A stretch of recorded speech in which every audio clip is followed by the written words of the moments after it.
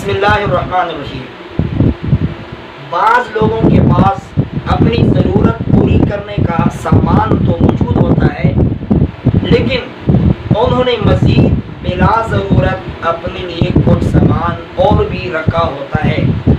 مثلا ایک گاڑی سے ضرورت پوری ہوتی ہے، لیکن بلا ضرورت اس نے اپنے پاس دوسری گاڑی رکھی ہے۔ ایک مکان سے ضرورت پوری ہوتی ہے، اس نے دوسرا مکان اپنے پاس رکھا ہے۔